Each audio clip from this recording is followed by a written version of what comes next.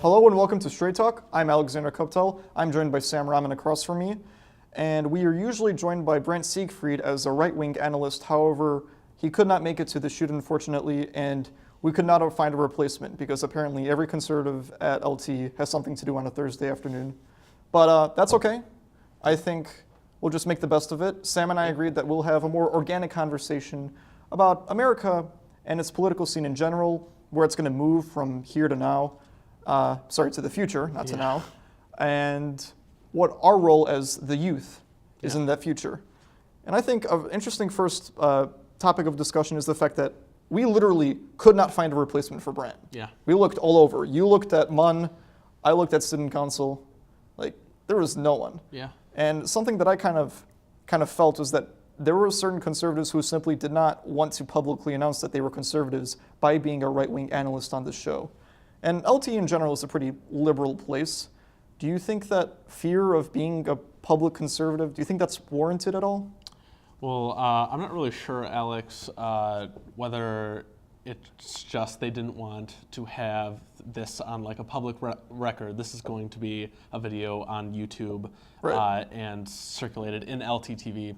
Yeah. And maybe fear that a college advisor who's looking at their application might see it, be a liberal and deny them from a college, maybe on a tipping point. Right, because we are seniors. I don't think that would be a real problem, though, or they didn't want to publicize politics in any way. I just think that maybe they're afraid of a conversation about politics. That's definitely an issue, too. I mean, like, even for myself, like I'm kind of like I'm not a very confrontational person. I feel like I'm going to say that a lot during this show. Yeah. But I just I don't know. I just try to avoid like political conversations as much as possible and things like that. And I don't know, but I just think it's just so bizarre that you can't really like speak your mind about like what you think about. Because I mean, Brent, you guys last episode are pretty respectful towards each other. Yeah, Brent's a great guy. Yeah, Brent is a great guy, and he's a pretty like relaxed dude.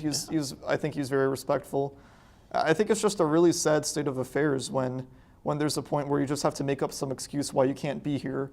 You know, there were some people who obviously had like legitimate reasons, but there are others where I could tell like, there's no reason why you aren't here. And in my opinion, I think that like I don't know, it's just a really sad state of affairs.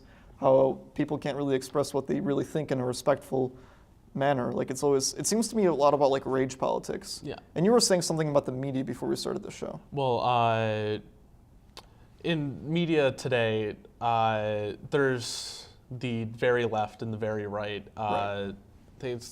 Fox News is one of the very conservative shows. I think that's fair to say. Like curving away from specific stories in which their party will look bad. And of course there are liberal news sources, as President Trump says, the fake news, mainstream media, all ruled by liberals. They're just dividing the country even further because the right media is saying the left is stupid and the left media is saying the right is stupid. And when one of the medias says that one party is stupid, that just makes that party double down on their beliefs, want to prove that they aren't. They are the smart ones. Right. So with this division, it's not creating a conversation. It's just seeding hate. I agree. I mean, that's why we're not doing a regular show, because normally we'd be talking about current events. We'd be talking about different. I mean, the House is currently voting on the tax plan today, actually. But we're not talking about that because it's not fair. Like, I don't identify on either side, and it wouldn't be fair to not have the right side here, especially in a Republican-controlled House. And it's funny, I think there was a study showing that, like, pieces of media that involve, like, rage that make you feel angry are the ones that are shared the most. So not, like, sad, not, like, happy. In fact, I think if it's happy, it's less likely to be shared. So, like, if you get, like, a meme or, like, I don't know, like a news article or something like that, that'll be, like make you mad. Like, you're more likely to share that, and I think it gets you all emotional. Like, I'm pretty sure rage and love are two of the most closely related emotions in, like, the human brain. I mean, they're very emphatic. So when you get all riled up, you will want to reach out to someone of your same belief system and say, hey, this is going on. Don't you agree with me?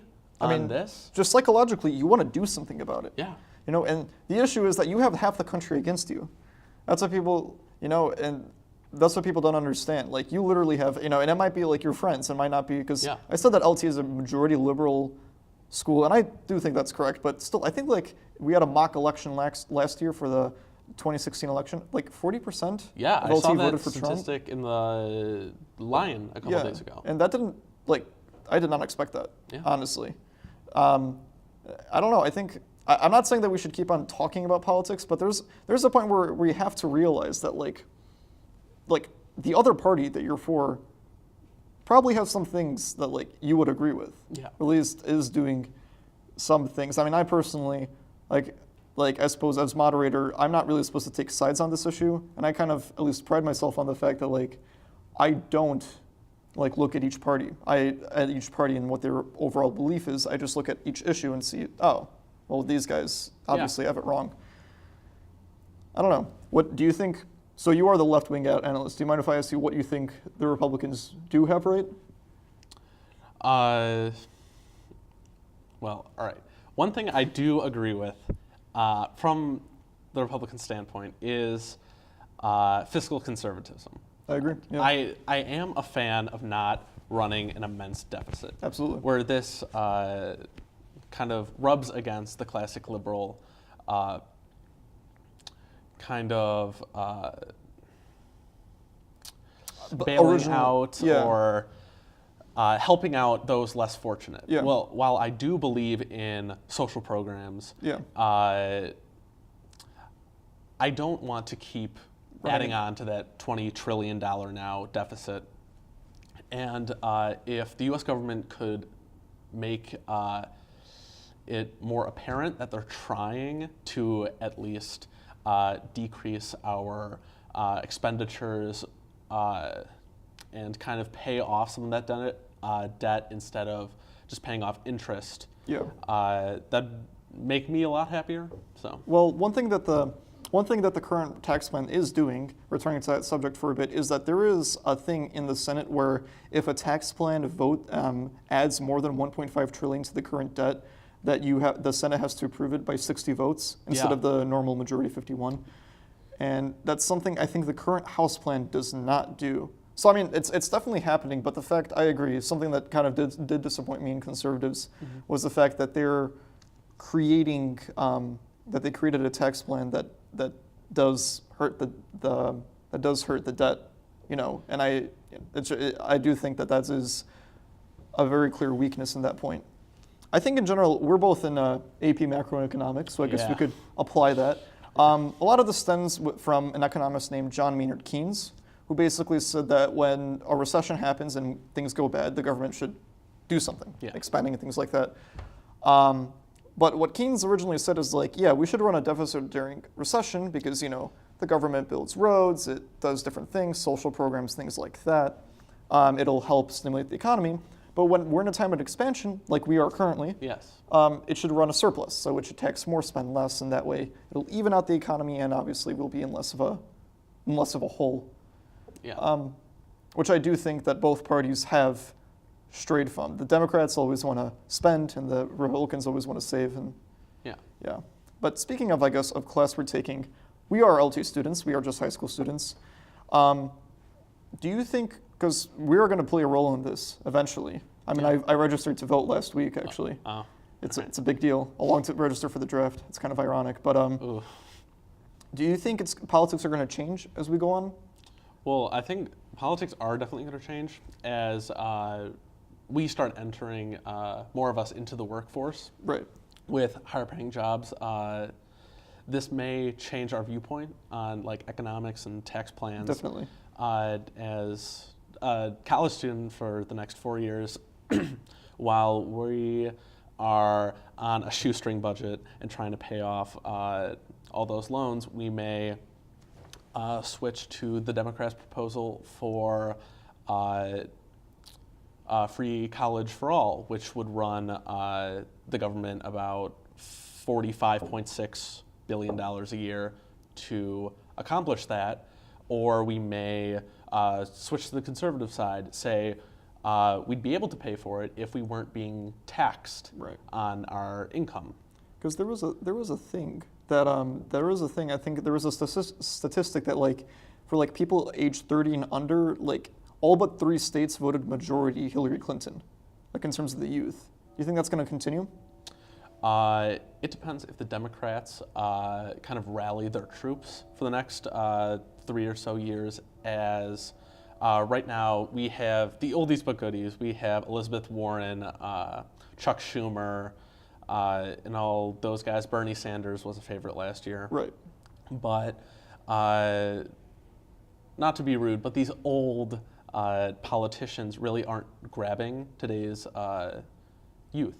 So if they were to go again for the youth vote, I think they have to work more on their mission statements and their policies and connect more. Personally, I think there's going to be a point. I think America is kind of becoming Europeanized, which is kind of a weird thing to say because Europe has in general like more left politics. I think that's a fair thing to say than America as a whole. And I think I think people are adopting more European attitudes towards, say, welfare or things like that. You know, people point to like examples like Germany, where people, you know, like even simple stuff like, oh, I can vote by mail in Germany. Why can't we do that here? Yes. Things like that. And so I do think that there's going to be a point where, in my opinion, in my completely unprofessional opinion, that both parties are going to move left. That the Republicans are going to become more like the Democrats, more like the traditional Democrats, like, say, Hillary Clinton, or even Barack Obama, and then that the Democrats are going to become more like left, even socialist types of people like Bernie Sanders or Elizabeth Warren. Now, whether those parties stay the same, that's actually an interesting question. Because in my opinion, both parties are pretty divided at the moment. Yes.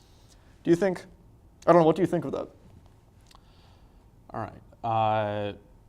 I think when they keep pushing that gap, which is good from a leadership standpoint and rallying your troops and making your people hate the enemy, I don't think it's good for politics. Right. Because when you have this divisiveness where there's only a 0.1 or 0.2 difference in the makeup of the parties, like 79 or 49% one party, 51% the other, you're having almost half the country hate whatever policies you put in. And that's an issue. And while you do have that majority to be able to pass laws, you're not accomplishing it for the grand majority. Like, if you accomplished a plan that 75% of Americans loved, that would be a miracle today. Yeah.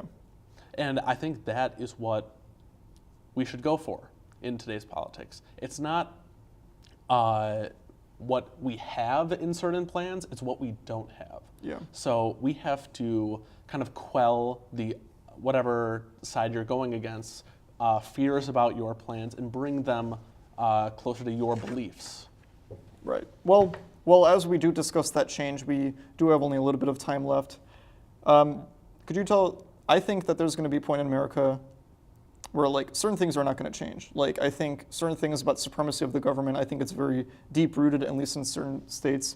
I think actually there's a point where we might become more federalized, in my opinion, and I think that's already kind of happening with things like marijuana legalization and things like that. States are taking control of what to do. I don't know. Do you think, so since we do have only a bit of time left, what do you think is going to stay the same throughout America? Some core beliefs will not change, like global warming. Polls from different news sources are saying that it's almost 50-50, or that 60% of Americans don't believe in global warming. When those deep-rooted kind of gut notions, instead of taking the time to look at certain things. So just because you think maybe God is helping out the planet and these are acts of God and not...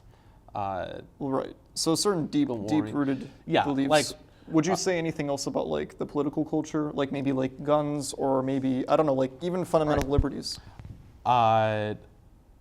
People are going to continue to cling to their rights, such as the Second Amendment to bear arms. That's I agree. not going to change as there are many gun owners. The NRA has monopolized the industry, and they're going to continue to pay millions of dollars to different senators to keep gun legislation out of the governmental norm.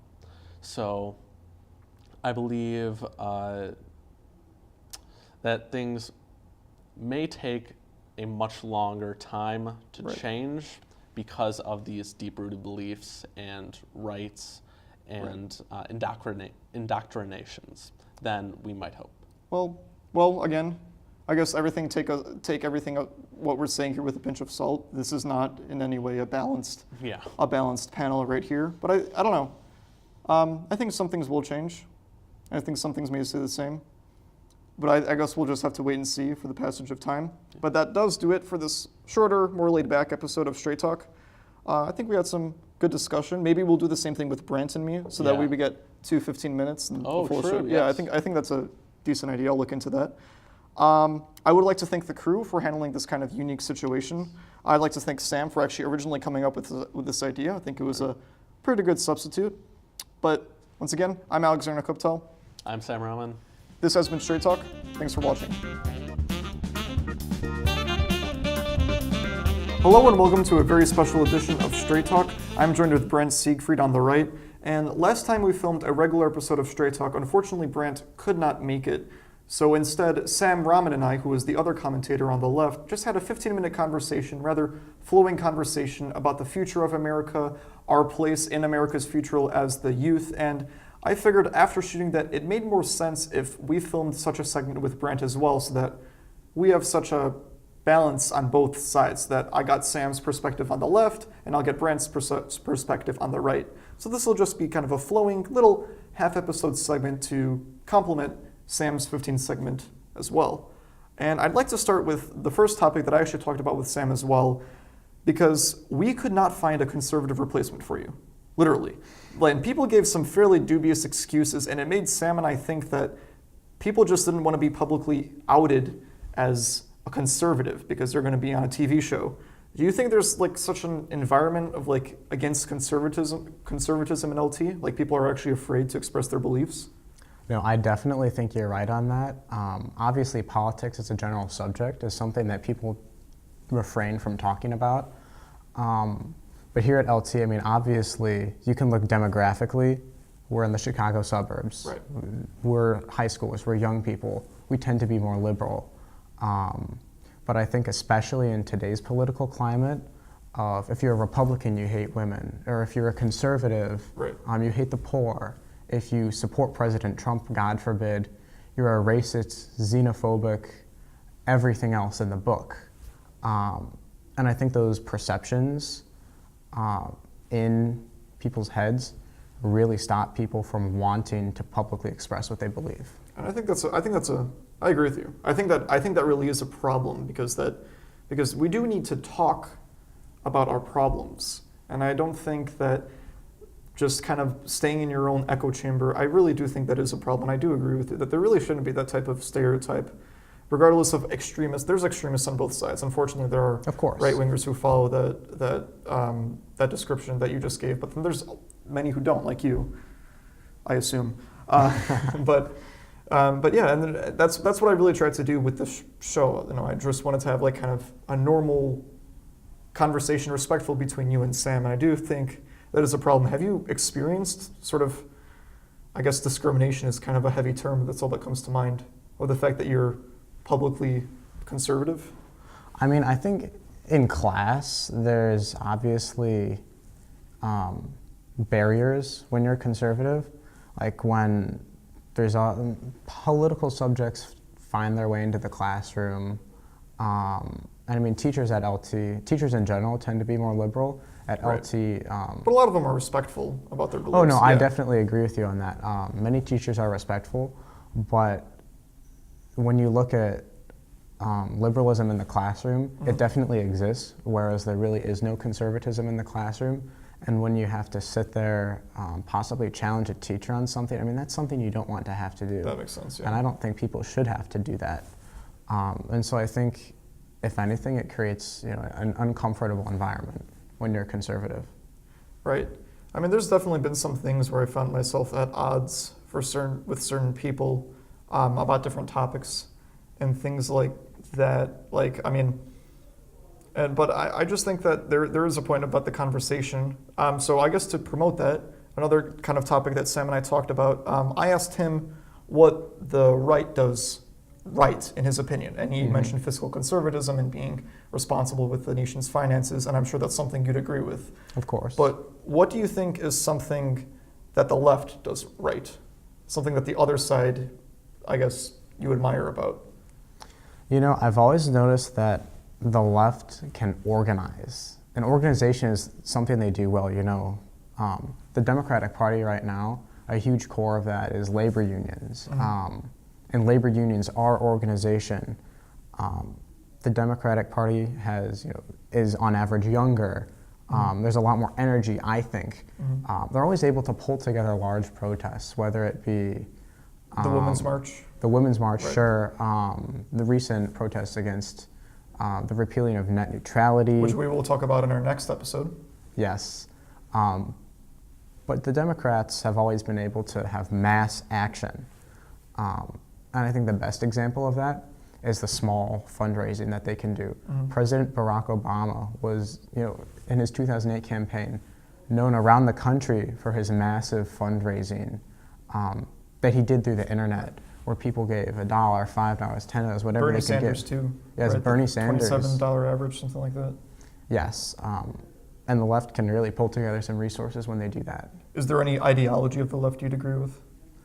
I think it really depends. Personally, I'm opposed to the death penalty, and so when you look at party platforms, I suppose I would fall right. On the left side of that issue, as well as conservation. I believe in preserving our national parks.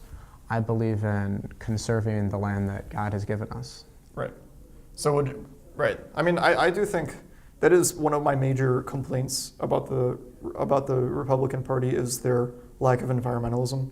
That's always been something I've very been keen on. Just as a kid, like going on trips to like Yellowstone or Niagara Falls, just something that that really just needs government protection. And that's really something that I kind of really is one of the biggest issues for me personally with the right side. Do you find any fault with them just like in terms of global warming as well, or would you just stick more with conservation? I think conservation is my key issue. Global warming goes down a whole wormhole of science, arguments, debate, where I think government's ability to act is much more restricted versus conservation, like we've talked about. And I think a misperception is that conservatives hate the environment. At least that's what I found. And I want people to know that that's not true. There's nobody in Washington that's advocating that we sell off the national parks or anything. Right. What I see as the proper path for conservation is that we can use our resources while also being responsible with them. You don't have to preserve a piece of land without touching it whatsoever, but you shouldn't destroy it either. I think there's a balance between utilizing it right. And preserving what it is. I mean, that's what the national park system is, isn't it? Like keeping like a store of wood for use in future times. I don't think they're always protected. Something like that. I'm not aware of anything right. like that. But the national parks are for the people to use. Right. You can go through. I mean, you're aware. Right. No, that's definitely something I agree with. And I mean, in my opinion, conservation is something that's really important. But you did mention how the left can organize, and you mentioned that the left was younger. And that is actually, again, one of the topics I did discuss with Sam in the previous segment is the fact that the left does seem to be younger. And I think there was some statistic that in all but three states, the millennials voted for Hillary Clinton in the last election. Do you think as a result, politics are going to shift left because of that as this generation matures? Or do you think, because really from what my point of view, it seems as though like the Republican Party is like becoming more older, and obviously as time goes on, those people are going to, for lack of a better word, die out. And do you think there's going to be any shift in the right ideology? I actually think the opposite is going to occur, and here's why. the millennial generation has reached the point to where they're all above voting age, and I would expect that most of them are registered to vote, and the ones that want to be politically active are politically active. So we've seen the extent of what their generation is going to do politically. On the upper end, you did say, our oldest generation is in general more conservative, but you have our generation, Generation Z, coming in, and that's really going to change things. Our oldest members are what about the demographic people say that our generation starts about 95, 96. And so the oldest members of our generation, myself included, have already reached voting age. Right. Me too. As a matter of Yes, fact. congratulations. Yeah. Thank you. Everybody should vote, by the way. But you can't really poll our generation well, especially because a very small number voted in the last election. But the crude polls have actually shown that Donald Trump would have won our generation. Could they have voted? Yes, if they Could the voted. majority have voted? One of the polls I believe I saw was that 44% would have voted for Trump, about 35 would have voted for Clinton, and the remaining would have voted for other candidates. Okay. And I think that says something too. I think with our generation, you're going to see that we are fiscally responsible. We grew up during the Great Recession, all the financial mishap. I think we all still feel insecure about those things in general. And so I think you're going to see our generation is fiscally responsible. But on the social issues, we are definitely more towards the liberal side of things. Do you imagine that there will be any change? Because honestly, I can't imagine that nothing would change. There seems to be a bit too much push for reforms. I think you're going to see in the Republican Party more pushes towards adopting liberal platform ideas, like same-sex marriage in the Republican platform, legalization of marijuana. I think those two issues are going to be the driving changes. But I think you're going to see what you've seen with the millennial generation pendulum back to our generation being on the conservative side. On the conservative side. Yeah, that's actually kind of something I've thought about, not with millennials actually, but with Hispanics. Actually, it just seems to me as though, as Hispanics get more settled in with America, and many of them start coming in legally, or they obtain legal status, or they're already legal to begin with, and as they become more part of America's society, I think they will become actually more conservative. And you've already seen that happen in 2014 in the Texas gubernatorial race. Where a lot of Hispanics live, obviously, Texas. Yes, right? Texas is majority Hispanic, I believe, technically. Okay.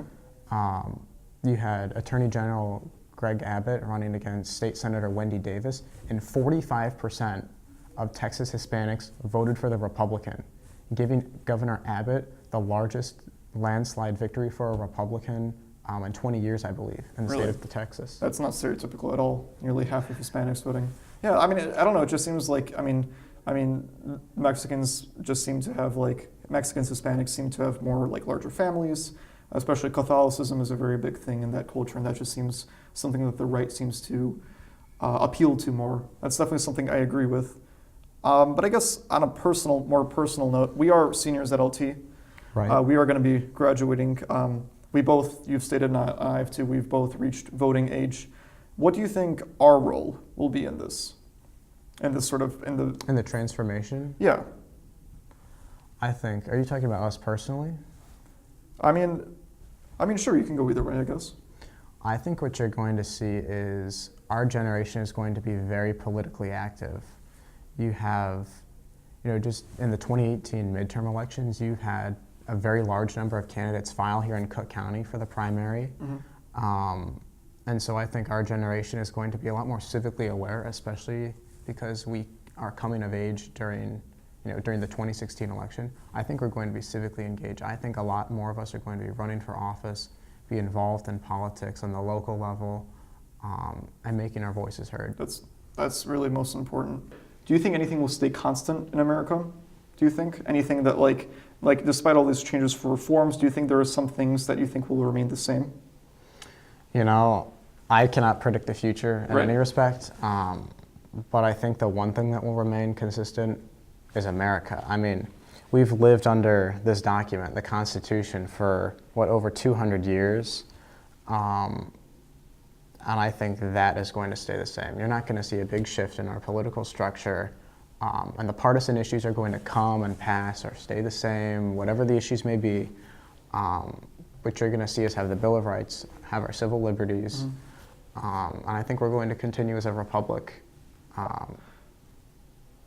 Yeah, I agree. Party control may change, but we're going to remain the American Republic. The only thing I think I've seen, I think I've seen more of a return to federalism, actually, as more states like begin disagreeing with the federal government, like legalization of marijuana. Still officially illegal on the federal level, many states have legalized that. They've just kind of taken their own turn. Similarly with the Paris Climate Agreements, many states have just said that we don't care what the president says, we're going to still sign the Paris Agreement.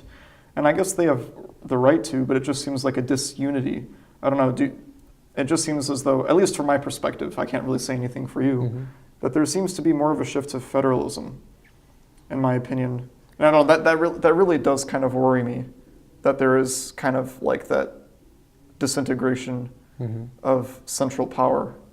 Do you have any last couple words before we end? Yeah, I think you're definitely right on that. We've seen the states disagree more and more on issues, like the ones you mentioned. And I think that's a result of people voting with their feet, people moving to places that represent their political values, rather than making the place that they live in represent their values. Right. And so I think that's going to continue to the partisan divide in our country, the two sides becoming more extreme, that echo chamber. But at the end of the day, I think the federal government's going to make the final ruling on what they say is the law. Yeah. Well, let's hope so. And on that somewhat perhaps pessimistic note, but maybe with hope for an optimistic future, that does end this sort of special segment and edition of Straight Talk. Again, I'm Alexander Kuptel. This is Brent Siegfried. I would like to thank the crew for containing such a kind of different situation, for getting us a new room, because we were kind of kicked out of our old room for the time being. But other than that, thank you for watching.